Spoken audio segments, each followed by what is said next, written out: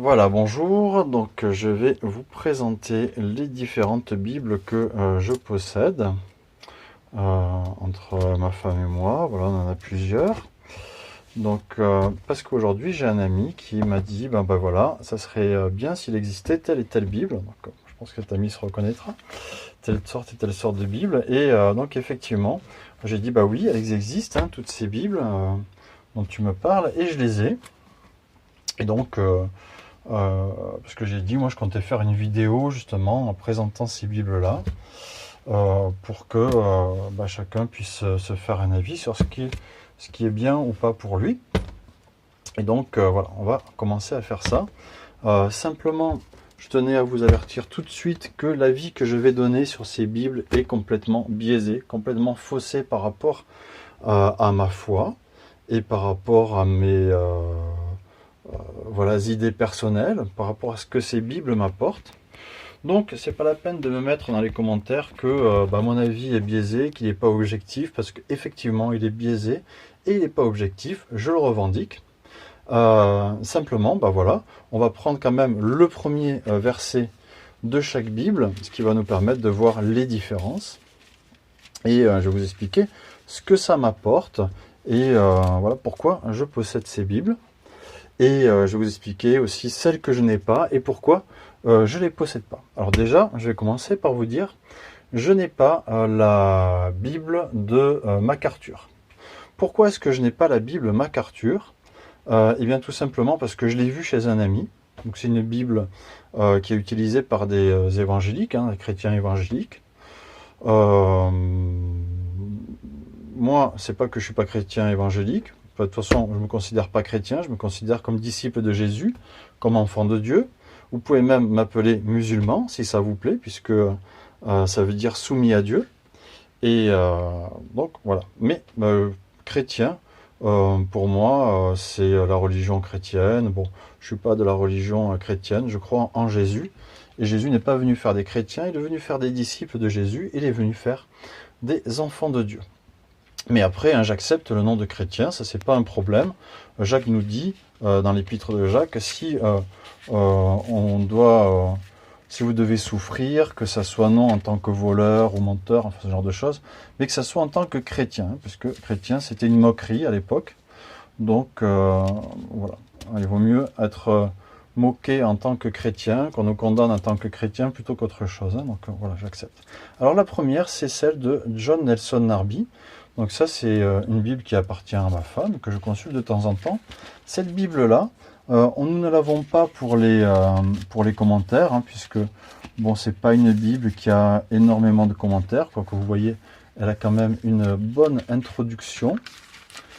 Voilà, avec des notes, etc., qui peuvent être intéressantes. Mais surtout, si on a cette Bible, attention que je la froisse pas, sinon ma femme n'a pas de contente, est très soigneuse avec ses affaires. Si on a cette Bible, c'est pour la traduction, puisque la traduction Darby est très très littérale. Elle se veut très littérale, en tout cas, il y a même des gens qui sont darbyistes. Mais en fait, c'est des gens qui considèrent que cette Bible-là est la seule et unique qui vaut le coup. Donc nous, on n'est pas extrême, c'est pour ça qu'on en a plusieurs. Et puis celle-là, au final, on l'utilise très peu. Donc vous voyez en bas, il y a des commentaires quand même, un petit peu. Voilà. Donc c'est pas une Bible d'études, mais bon. Donc au commencement, Dieu créa les cieux et la terre. Et la terre était désolation et vide. Il y avait des ténèbres sur la surface de l'abîme, et l'Esprit de Dieu planait sur la face des eaux. Voilà, donc là, on a quelque chose qui est quand même du français, je dirais peut-être un petit peu soutenu.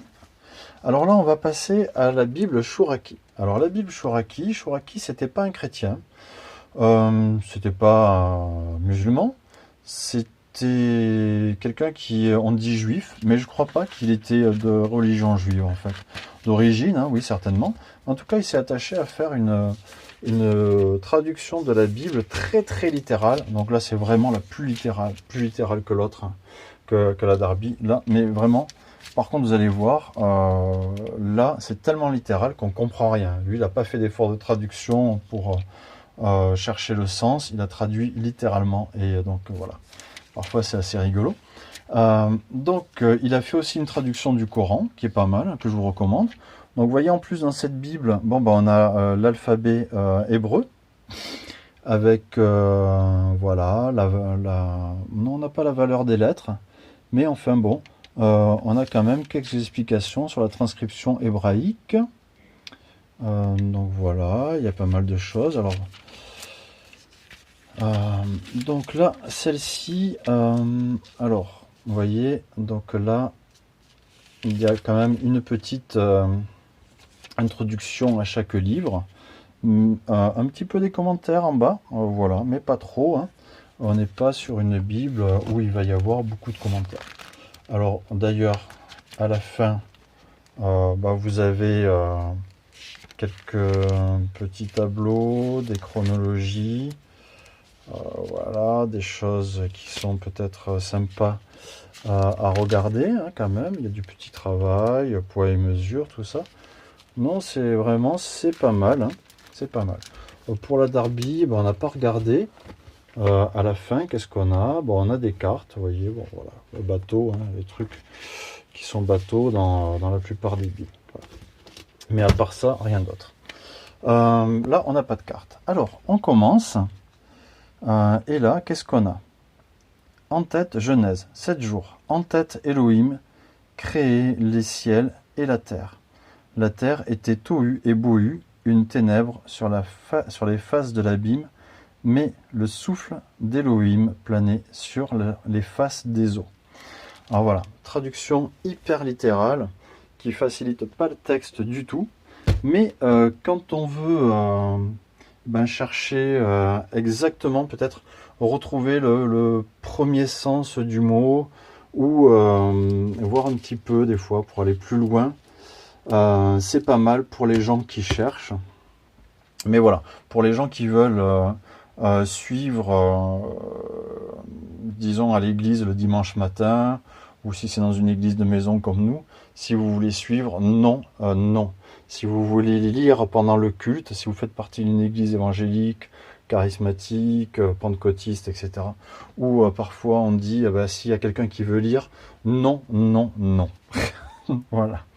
Alors ça, c'est une Bible catholique, la Sainte Bible, voilà. Bon, alors Bible catholique. Pourquoi est-ce que j'ai cette Bible catholique? Pourquoi Donc je suis pas catholique, hein, vraiment. Mais j'ai rien contre les frères et sœurs catholiques, hein, au contraire, je les aime. Mais voilà, il y a vraiment beaucoup d'erreurs dans les traductions de Bible catholique, notamment dans Jacques, hein, vous verrez. Dans toutes les autres Bibles, on vous dit que dans Jacques, appelez les anciens pour prier pour les malades. Et là, dans celle-là, et dans les autres Bibles catholiques, on vous dit appelez les prêtres de l'Église. Donc là, on change carrément les versets. Et au niveau des commentaires, alors vous allez voir, donc là, par contre, c'est très complet. Donc oui, ça c'est pas mal si vous êtes catholique. Si vous êtes catholique, donc vous verrez, ça c'est pas mal. Bon, vous avez l'introduction, une belle introduction, hein, qui est faite au niveau des livres. Vous avez pas mal de commentaires, ça c'est vraiment super. Je l'ai payé 5 € dans un magasin d'occasion, hein. Voilà, en plus il y a une petite dédicace dedans. On sent que c'est un truc qui a vécu. Donc celle-ci, est-ce que c'est la Bible de Jérusalem? Voilà, tout simplement, École biblique de Jérusalem. Alors, donc il y a des trucs que j'aime pas au niveau des comment ça s'appelle, des commentaires en bas, puisqu'il y a des moments où, par exemple, quand on parle de Marie, on parle de la nouvelle Ève, Jésus étant le nouvel Adam. Moi je trouve que c'est ignoble, je trouve que c'est horrible, hein, carrément, de parler de Marie comme étant la nouvelle Ève. S'il y a des trucs qui la mentionnent comme étant la reine du ciel ou ce genre de choses, ça ne m'étonnerait même pas. Et c'est pour moi vraiment une idolâtrie atroce. Voilà.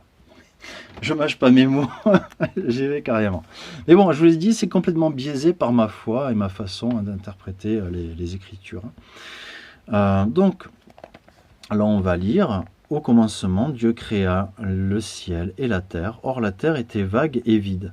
Les ténèbres couvraient l'abîme et l'Esprit de Dieu planait sur les eaux. Voilà, ça se lit assez facilement, mais vous voyez, il y a quelques différences et on peut le comprendre un petit peu différemment, suivant à chaque fois la version qu'on utilise. Alors ça, bon ben là par contre oui c'est dommage parce que là j'ai pas le je sais pas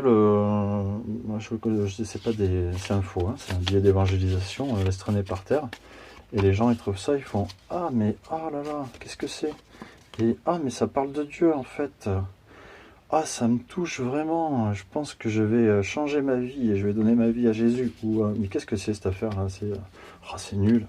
Voilà, ça dépend hein, de ce que les gens pensent. Alors ça c'est j'ai trouvé pareil ça en chinant. Voilà, donc ça c'est un vieux truc en fait de 1800 et quelques, c'est les évangiles et aussi les actes des apôtres et puis les épîtres. Donc là vous voyez ah oui d'ailleurs la dernière j'ai pas regardé si à la fin il y avait des cartes ou des choses comme ça hein, pour vous présenter. Voilà la Bible de Jérusalem, donc, super, des belles cartes en tout cas. Un tableau alphabétique, donc là il y a quand même des choses pour faire des belles recherches, vous voyez. Table de mesure, les monnaies, tableau chronologique, les calendriers. Non, vraiment, il y a de belles choses là-dedans, beaucoup de tableaux chronologiques, voilà. Bon, voilà. Après épilogue, apocalypse, etc. Donc voilà, pas grand chose quand même, hein, bien qu'il y a beaucoup de commentaires, mais surtout si vous êtes catholique, sinon voilà, c'est comme moi pour la culture, hein, sans plus. Et puis aussi, à savoir qu'il y a les livres apocryphes dedans, alors pas non plus n'importe quel livre apocryphe, hein, vous ne trouverez pas des choses comme l'épître de Barnabé qui est complètement hallucinogène, enfin le gars qui l'a écrit là, je sais pas, ou l'épître, enfin comment ça s'appelle, oui Barnabé, oui c'est ça, je crois que c'est ça où le gars il dit qu'il y a un port à Jérusalem, enfin il a jamais foutu les pieds, c'est n'importe quoi. Non mais vous avez par contre les livres de Maccabée, Belle et le Dragon. Vous avez Suzanne aussi, ou c'est Suzanne et le Dragon, Belle et le Dragon, je me rappelle plus. Vous avez aussi Tobie, Sagesse, voilà, donc il y a les livres apocryphes. Bon, mais ils sont pas reconnus par le canon juif. Donc c'est pour ça que dans les Bibles évangéliques, dans les autres Bibles et protestantes, vous n'allez pas les trouver. Parce que les protestants, qui sont protestants historiques ou évangéliques, eux, ils ne reconnaissent pas les livres canoniques qui ne font pas partie donc, de la Bible juive, donc de la Torah. La Torah, c'est juste le Pentateuque normalement, mais bon, on va aussi plus loin des fois en disant bah, c'est aussi la loi, les prophètes, les livres historiques, etc. Mais normalement, je crois bien que la Torah, c'est juste, oui, puisqu'il y a 5 lettres, T-O-R-A-H, c'est ça. Donc ça représente juste le Pentateuque, hein, normalement. Alors, là, celui-là, c'est de 1800 et quelques. Voilà. Je ne sais pas si on voit la date, là, je suis pas sûr. C'est 1880. Voilà. Mais, en fait, c'est une traduction et une nouvelle édition, donc c'est quand même quelque chose de plus vieux. Voilà. Donc ça, j'aime pas trop. Alors, ce qu'il y a de bien avec celle-là, c'est que, en revanche, vous voyez, il y a un verset, généalogie de Jésus-Christ, fils de David, fils d'Abraham. Bra, voilà le commentaire. Ça, c'est un truc de malade. Vous avez un verset et vous avez la totale de commentaires. Vous voyez le commentaire de la page précédente, il finit là. Après, vous avez ça, c'est exceptionnel qui est tout ça d'affilée. Et après, vous avez, hop, voilà, la totale de commentaires. Et puis, super, l'arbre généalogique de Jésus. Là, encore ça continue. Donc ça, vraiment, c'est super. Tout ça, juste pour 4 évangiles. Hein, vous voyez, à comparer. Si on peut comparer à peu près la taille des bouquins. C'est énorme. Alors, ce que j'aime pas dans celui-là, c'est que bon, bah, le pasteur qui a écrit ça, normalement, c'est pour l'école du dimanche. Alors, remarquez un truc, ça c'est pour l'école du dimanche. L'école du dimanche, c'est pour les enfants. Donc, les enfants, à l'époque, en 1880, ils étaient super calés, quoi, parce qu'il fallait leur faire entrer des trucs de ouf. Écoutez, vous mettrez en pause, hein, les amis, et vous allez, voilà, vous pourrez lire ça, par exemple. Voilà, je vous mets le texte, je vous mets ça. Ça vous permettra de regarder un petit peu ce que les gamins de l'école du dimanche à l'époque ingurgitaient. Un truc de fou. Et quand on voit les connaissances théologiques qu'avaient les gamins à l'époque et que les pasteurs de notre époque ont, waouh, il y a un décalage immense. Mais alors par contre, je parle chez les protestants, hein, parce que ça, c'est vraiment pas quelque chose pour quelqu'un qui est évangélique ou charismatique ou catholique non plus. Voilà. Puisque bon, en fait, c'est vraiment très très protestant historique. Et donc là, bourrage de crâne, minimisation des miracles. Beaucoup de minimisation des miracles, des dons de l'esprit, bon baiser à dimanche. Et au niveau du Shabbat, truc de fou, le mec il dit carrément, voilà, le Shabbat, le jour du repos, ça se passe le dimanche matin à l'église, après on mange tranquille, pas de bruit, et le dimanche après-midi tout le monde à l'église, et voilà, paye ta journée. Ça c'est un Shabbat, ouh là là là là, c'est horrible comme Shabbat. Enfin, moi je trouve, moi mon Shabbat c'est j'étudie la parole de Dieu, voilà, je prie, mais après c'est un jour de fête. Voilà, je fais pas que étudier et passer ma journée sans rien faire, que ça quoi. C'est une journée où je me repose, je fais ce qui me fait plaisir. Si j'ai envie de passer la tondeuse parce que ça m'éclate, je passe la tondeuse. Si je veux faire les magasins, bah, je fais les magasins. Si je veux bricoler parce que voilà, je suis pas bricoleur, mais moi je suis plutôt cuisine, donc si j'ai envie de m'éclater à la cuisine, bah, je vais m'éclater à la cuisine. Et voilà, c'est comme ça que ça marche. Et les enfants, bah, qui s'éclatent, qui s'amusent, il n'y a pas de souci, quoi. Shabbat, c'est un jour de fête, c'est pas un jour pour... Non, mais qu'est-ce que c'est, quoi. Alors, excusez-moi, je vous l'ai dit, c'est complètement biaisé. Alors, celle-là, je voulais une Bible hébraïque. Donc, c'est la Bible, traduction hébreu-français intégrale, publiée par les éditions du Sinaï, voilà. La Bible, hop, du rabbinat de France en fait.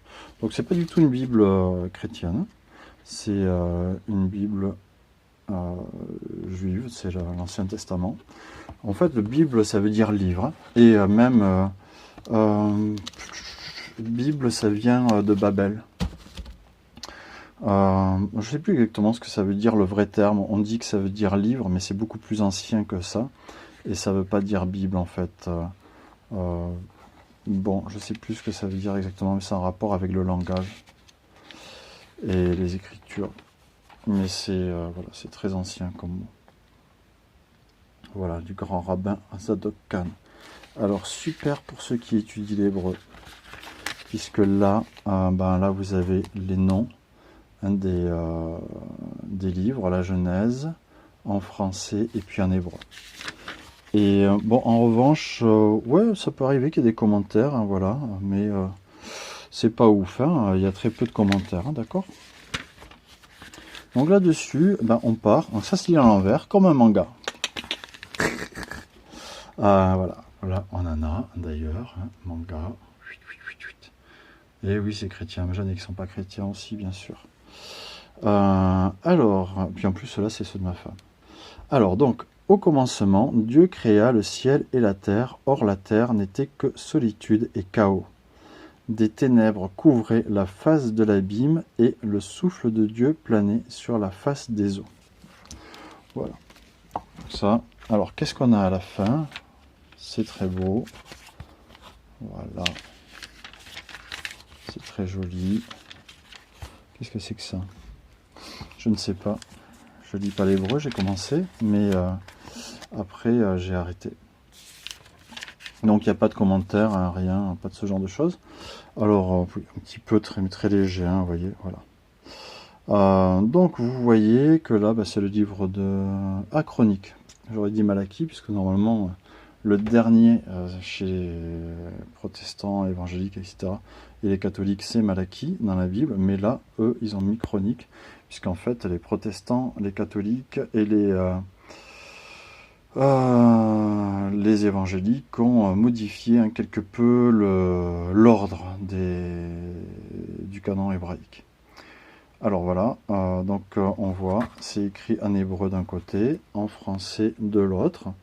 Donc pour celui qui reconnaît les lettres, et ben ça c'est cool. Là on voit ici le shin. Là je crois que c'est un dalet juste à côté. Oh là là, mon doigt est trop gros. Voilà, je parle pas de ce. Le point ne se fait plus. Je parle pas de ce mot-là, hein, je parle de celui-là. Là on voit qu'il y a un shin avec un point dessus et un dalet. Donc ça je reconnais puisque moi je m'appelle David et puis que ça commence par un dalet. Donc voilà. Alors très bien, celle-ci. Alors là, ça c'est une de mes préférées que j'utilise en ce moment. Tiens, j'ai oublié de vous sortir la Bible du Semeur, puisque j'ai une Bible du Semeur.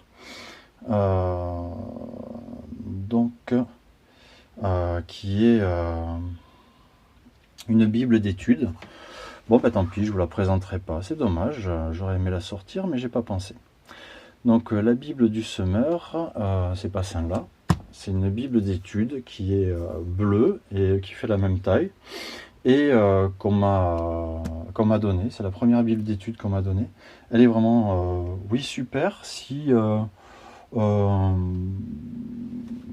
aimez quelque chose qui vous présente les différentes interprétations des versets. Il y a beaucoup de versets, énormément. Il y a beaucoup de versets, non, il y a beaucoup de commentaires, énormément, dans la Bible du Semeur. Pour vous donner une idée, ça ressemble un petit peu à ça, vous voyez, sauf que donc ça va être séparé en deux, comme ça. Ça va être séparé en deux, et puis il va y avoir beaucoup de commentaires comme sur celle-là. Alors, dans la Semeur, les commentaires ne vont pas être parti pris, puisqu'en fait, c'est beaucoup de divers pasteurs, divers théologiens qui ont fait la traduction de la Semeur. Ils ont essayé de la faire assez littérale, mais en revanche, là aussi, il y a des choses qui sont changées au niveau des dons du Saint-Esprit. Pour moi, c'est pas ça. C'est très atténué, très diminué au niveau des miracles aussi. Mais en revanche, ce que j'apprécie dans la Bible du Semeur, au niveau des commentaires, c'est que on ne vous impose rien. C'est-à-dire que on vous propose diverses interprétations, toutes les interprétations qui existent, et puis on essaye de vous dire ce qui est, pourquoi celle-ci elle est proposée, pourquoi l'autre, etc. On vous donne les arguments pour chacun, voilà. Et si vraiment ça peut être considéré comme une hérésie, donc on vous explique pourquoi ça peut être considéré comme hérésie, telle ou telle interprétation. Donc c'est vraiment, oui, pas mal à ce niveau-là, mais il y a des traductions qui sont un petit peu biaisées. On vous met le mot chrétien à toutes les sauces et partout, alors que le mot chrétien n'est que 3 fois dans la Bible, normalement 2 fois dans les évangiles, 1 fois dans l'épître de Jacques. Et à chaque fois on comprend que c'est une moquerie normalement. Voilà. Alors, donc la Bible du Semeur, comme celle-là, il y a beaucoup de cartes. Si je vous montre les cartes de la Bible du Semeur, bon, enfin de cette Bible-là, sachez que vous retrouverez à peu près les mêmes dans la Bible du Semeur. Voilà, dans la Bible Semeur d'études, à peu près la même chose. Il y a une concordance aussi dedans de mémoire. Il y a des belles introductions au livre, de très bonnes introductions, et qui sont assez grandes et détaillées. Ils font 3-4 pages. Beaucoup de commentaires. Et oui, elle est vraiment pas mal. Mais moi, j'en avais marre de cette Bible qui minimise les dons de l'esprit et les miracles. Donc au niveau des commentaires, ça m'a gavé. Et j'ai arrêté de la lire pour acheter celle-là. Voilà. Donc la Bible d'études archéologiques et historiques. Donc celle-ci, elle est vraiment super parce que elle vous impose rien. Elle vous explique les choses au niveau des commentaires eh bien, historiques. Donc c'est très intéressant pour voir quelles sont les preuves archéologiques de l'histoire biblique, quels sont les arguments contre la Bible et comment donc l'histoire et l'archéologie a prouvé que ces arguments eh bien des adversaires de la Bible ne tenaient pas debout, avec des preuves archéologiques qui ne sont pas biaisées du tout, puisque c'est des archéologues soit d'autres religions, soit non croyants, soit même parfois croyants aussi, qui ont pas donné leur source, mais je veux dire c'est dans leur source qu'on a puisé, que les auteurs ont puisé pour eh bien avoir quelque chose de fiable et de non biaisé, quoi. Voilà. Donc voilà, donc vous avez tout, les collaborateurs et les sources. Voilà, vous voyez, il y en a gros quand même, hein, de collaborateurs et sources. Et puis voilà, introduction historique. Je vous mets comme ça ça vous permettra peut-être de pouvoir lire un petit peu pour vous faire une idée. Voilà, si vous pouvez mettre en pause la vidéo.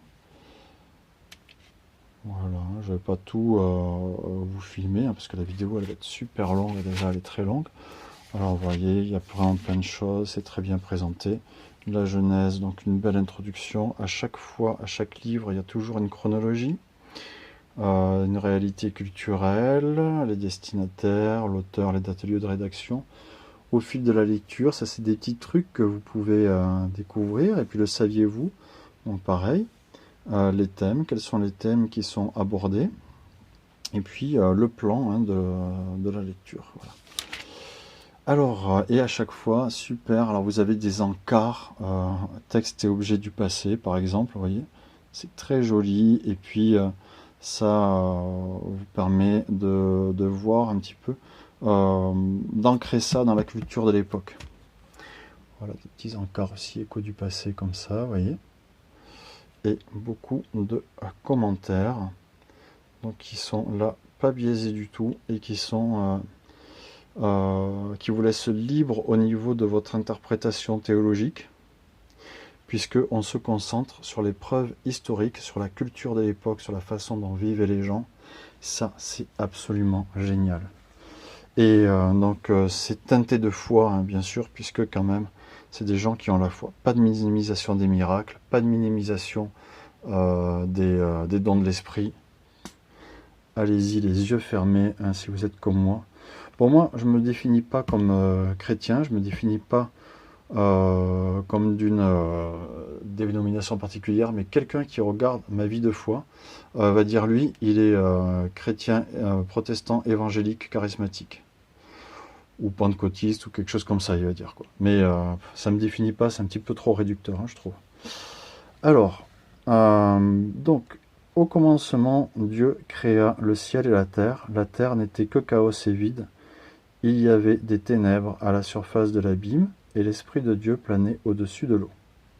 Voilà, donc ça c'est une traduction Alors en revanche, s'il y a un point que j'aime pas trop dans cette Bible, c'est la traduction, puisque c'est une français courant, et donc là, ça perd quand même pas mal de charme, et oui, des fois c'est un petit peu léger, pas assez poussé, pas assez... ça va pas assez en profondeur dans chercher le sens du texte. Ah bah tiens, qu'est-ce qu'elle a, celle-là? Un petit peu abîmée. Bon, sans souci, j'ai trouvé un chinon, pas cher, hein, elle est super belle. Oh. Bon, elle a un petit peu vieilli chez moi, mais au départ, elle était comme ça partout. Voilà. Et je l'ai payé pas cher, hein, je l'ai payé 10 € en fait, celle-là. Alors avec ça aussi dedans, donc super, la Tob. Je vais acheter une petite version aussi. J'ai acheté une petite version à une époque également pour pouvoir l'amener partout. Alors vous voyez, dans celle-ci, il y a les livres apocryphes. Puisque, bon, c'est pas que c'est une Bible catholique, mais bon, voilà, je peux la recommander pour les catholiques. Puisqu'en fait, elle a été écrite, donc c'est une traduction œcuménique.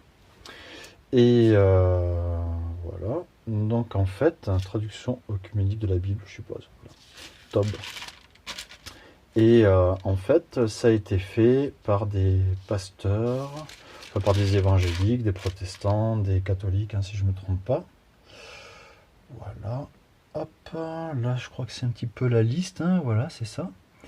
Des personnes qui l'ont fait. Donc, alors, ben, je lui ferai les mêmes reproches que la Bible de Jérusalem, sauf que vous n'avez pas des trucs de ouf comme Marie la Nouvelle Ève, par exemple, ou la négation non plus du fait que Jésus a des frères et des sœurs. Vous n'avez pas ce genre de choses qui sont pour moi des hérésies complètes, puisque là, il y a quand même des évangéliques et des protestants qui ont participé à cette Bible. Donc, on essaye de respecter les idées de chacun, ce qui fait qu'on arrive à quelque chose de complètement pathétique, je dirais, si c'est bien d'utiliser ce terme-là. Je dirais complètement plat. Voilà, je déteste les commentaires. Il y a beaucoup de commentaires, je les déteste, et je déteste aussi les introductions des livres. Je ne peux pas les supporter. Parce qu'en fait, il y a une négation vraiment des miracles. Il y a une négation aussi de la paternité de certains livres de la Bible. Comme quoi, là, on va vous expliquer que c'est pas possible que Moïse ait écrit le Pentateuque dans son ensemble. Donc on va vous expliquer pourquoi c'est pas possible. Et puis on va pas vous dire, bah oui, à la rigueur, ça serait possible parce que... Non. Alors que dans celle-là, on va vous dire oui, et dans la semeur aussi, c'est quelque chose de bien par contre. On va vous dire que, eh bien, il existe des gens qui disent que ce n'est pas possible que Moïse ait écrit le Pentateuque, ou que, par exemple, Paul ait écrit telle ou telle lettre, ou Jean, par exemple, puisque des fois, il y a des gens qui nient la paternité de l'Apocalypse, de Jean, ou de un Jean ou deux Jean. Donc ils disent non, non, c'est pas possible, c'est pas le même langage dans l'évangile de Jean. Mais ils oublient que les gens, voilà, les personnes, quand ils vieillissent, ben, ils ont des expériences, et leur langage change suivant l'époque, suivant voilà, avec 20 ans d'écart, parfois, on n'utilise pas le même langage. Notre culture évolue aussi, on apprend de nouveaux mots, on apprend de nouveaux styles littéraires, et puis suivant les gens à qui on s'adresse, on ne va pas leur parler de la même façon. On ne va pas parler à des gens qui sont juifs, donc Jean, par exemple, il n'allait pas parler à des gens de Jérusalem, comme il allait parler à des gens qui sont à Rome ou autre. Je dis, généralement, Jean, lui, s'adressait, je crois, à des chrétiens, je ne vais pas dire de bêtises. Mais voilà, suivant les contextes, hein, par exemple, Paul, il s'est adressé à beaucoup de cultures différentes, des gens au Moyen-Orient, des gens en Europe, des gens à des juifs, voilà, donc c'était vraiment différent. Et on ne peut pas dire que, voilà, parce que ça change de style littéraire, voilà, c'est pas lui qui a écrit. Et bien là, dans la Tob, C'est ce qu'ils font, mais c'est complètement stupide de faire ça, excusez-moi. Mais c'est, moi je trouve ça vraiment idiot. Je sais qu'il ne faut pas dire des gens qui sont idiots, mais je dis pas que eux c'est des idiots, mais ce qu'ils ont fait là, c'est vraiment...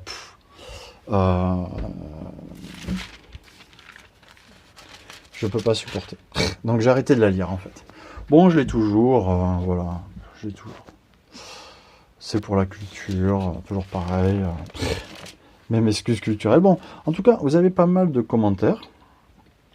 Il y a toujours des... Moi, je vois les mauvais côtés, hein, d'accord? Mais il y a quand même des bons côtés. Il y a toujours des perles. Hein. Il y a toujours des trésors, des choses à trouver quand même, malgré tout. J'ai passé des bons moments à lire avec ça des histoires des Maccabées et puis donc les livres apocryphes. Mais attention, c'est vraiment... voilà, Maccabée et apocryphe, sagesse, Tobie, des choses comme ça. Il faut absolument pas en tirer des théologies ou des doctrines. Toujours mon avis biaisé hein, qui est là.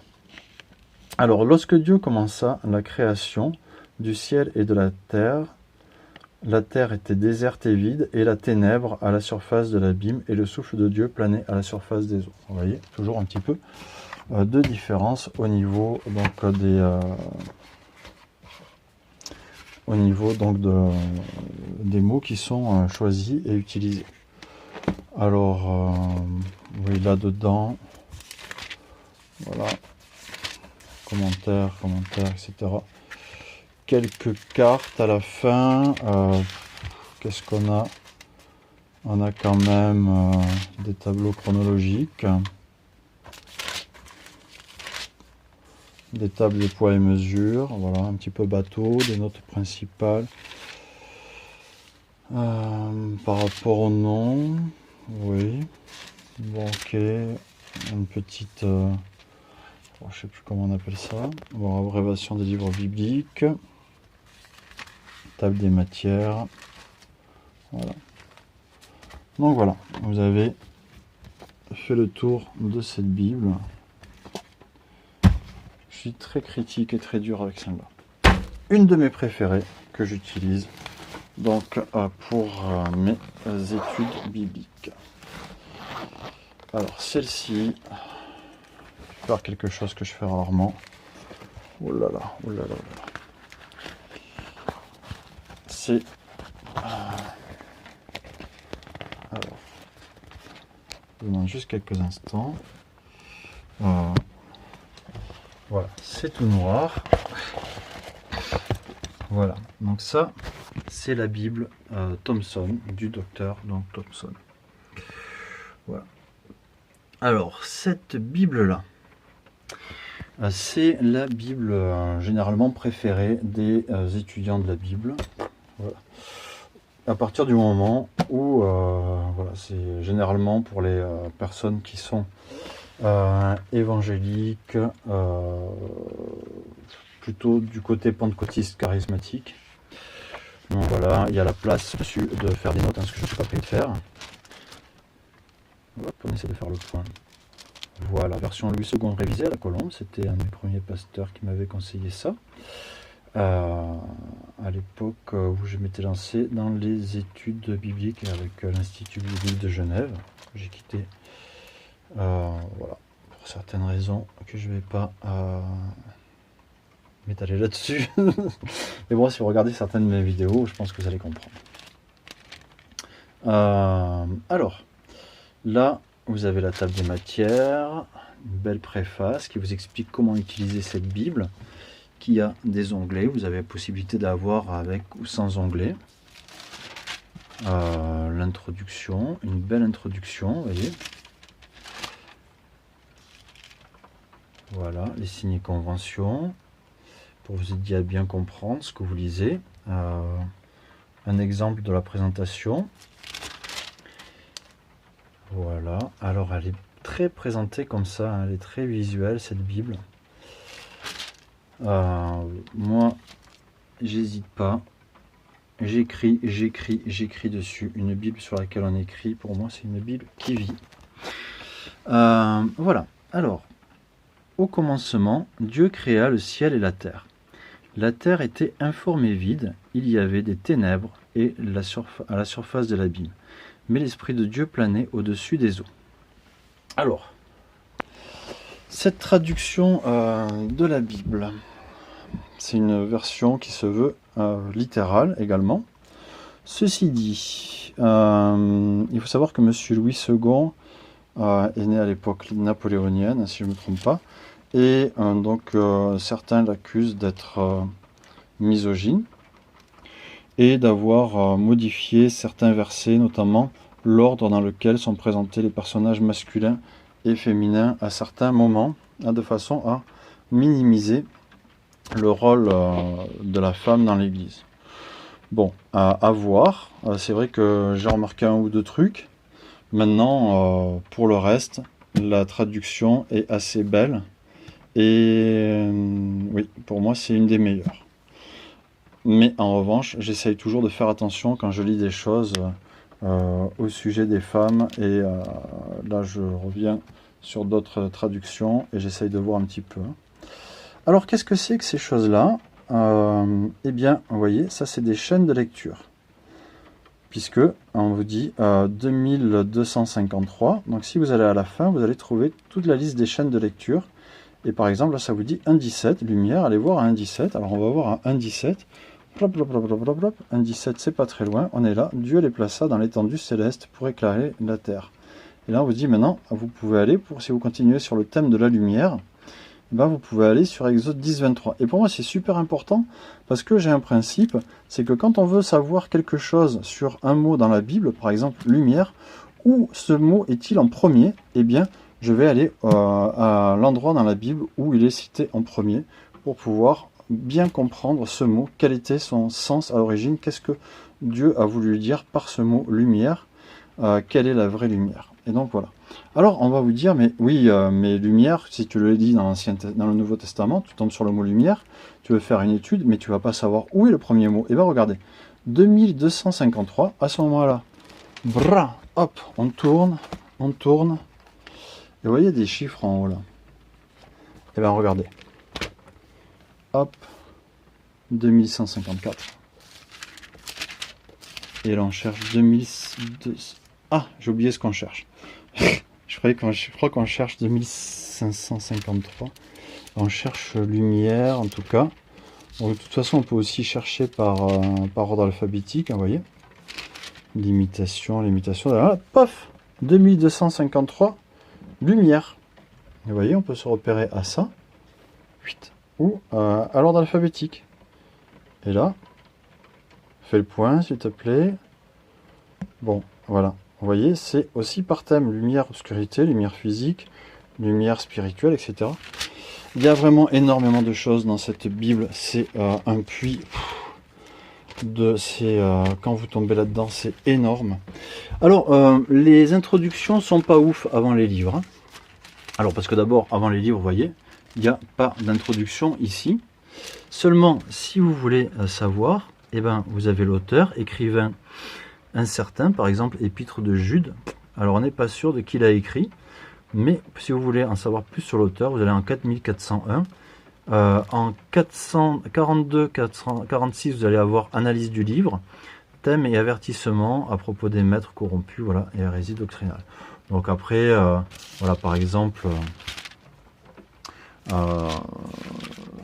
donc Apocalypse, par exemple. Hop, Apocalypse. Donc là, on nous dit... Waouh, j'ai vraiment écrit partout, j'arrive plus à retrouver les trucs. Auteur, donc l'apôtre Jean. Analyse du livre en 42-47. Bon, bah nous, on va en 42-47.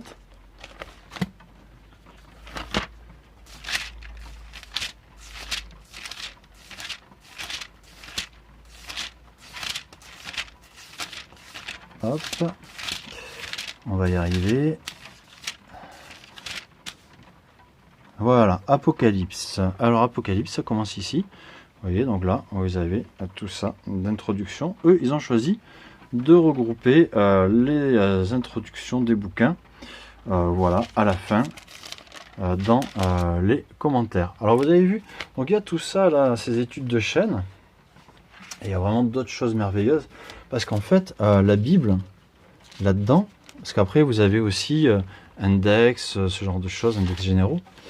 La Bible, en fait, elle s'arrête à cette page-là. Et vous voyez, il y a encore tout ça. Et ça, c'est les aides exhaustives. Donc vous avez tout ce qui va être la lecture biblique, les études résumées, les études de personnages, harmonie de la Bible, études illustrées, suppléments archéologiques, concordance, cartes bibliques. Vous voyez les études des personnages. Vous avez voilà des études sur le temple. Vous avez même des dessins du temple. Vous avez des cartes. Vous avez donc des tableaux, histoire résumée des apôtres, les personnages importants. Vous avez Christ décrit par Jean, Christ décrit par Ésaïe. Vous voyez, des portraits synoptiques. C'est Christ décrit par Pierre, par Paul, par les portraits de l'Apocalypse de Christ. Dans l'Apocalypse de Christ, le calendrier, voilà. Vous avez les prophéties de Jésus et leurs accomplissements. C'est des trucs vraiment wow, hallucinants quand on reçoit cette Bible et que on tombe dedans. Alors vous voyez les cartes avec les voyages d'Abraham, tout ce qui concerne Abraham, les faits importants. Voilà, l'arbre de vie de Moïse. Ils se sont amusés à faire des choses vraiment hallucinantes. Et puis à la fin, vous avez la concordance. Voilà, c'est le mot que je cherchais tout à l'heure dans une autre Bible. La concordance, l'introduction à la concordance, le supplément archéologique, et puis à la fin, bien sûr, les cartes habituelles. Hein. Voilà, donc là, il y en a pas mal. Voilà. Donc vraiment, ça, c'est une de mes Bibles préférées. Si je devais en garder deux, ça serait celle-là. Voilà. Et celle-là. Eh bien, c'était super long, on a atteint les 50 minutes. Donc, une autre Bible que j'ai pas pour vous dire, c'est la Bible du vainqueur. Pourquoi j'ai pas la Bible du vainqueur? Parce qu'elle a absolument pour moi aucun intérêt au niveau des commentaires, puisqu'elle se concentre uniquement, donc c'est une grosse Bible hein, de cette taille-là, cette taille-là, cette taille-là, mais c'est des commentaires qui sont uniquement sur le combat spirituel.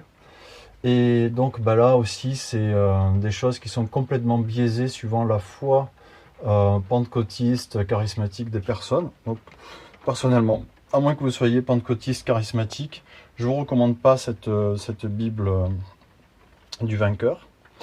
Et puis voilà, je crois que c'est tout au niveau des Bibles que j'ai pas. Bon, bien sûr, celles que j'ai pas, c'est des soi-disant bonnes traductions. Je n'ai jamais vu ce que ça donnait, puis j'ai pas eu l'occasion. C'est la Bible Martin et une autre aussi. J'ai le mot sur le bout de la langue, Osterwald. Donc, il paraît qu'elles sont très bien. Moi, je les ai jamais vues, donc je les ai pas.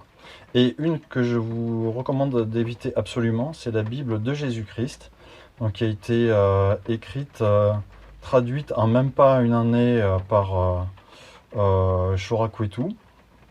Donc là, c'est on va pas dire que c'est une secte, mais bon, c'est quand même une personne qui se permet de dire que toutes les autres Bibles, celle-là, c'est toute celle-là, là, ça là, et puis ça, et tout ce qui peut exister comme Bible, c'est nul. C'est pour lui, c'est satanique même.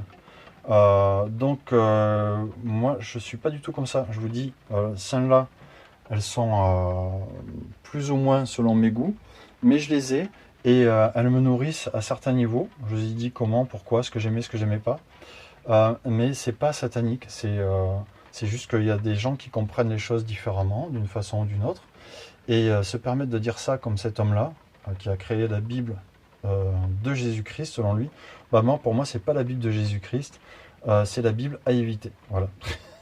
Je terminerai là-dessus. Et puis, si vous voulez vraiment étudier, moi, je vous recommande celle-là. C'est vraiment le top du top des merveilles à découvrir. Voilà. Et puis, c'est juste, je crois, entre 30 et 37 euros, suivant la version qu'on veut, avec les onglets dorés ou pas les onglets dorés. Voilà. Et bien, je vous souhaite une bonne soirée bénie et à bientôt.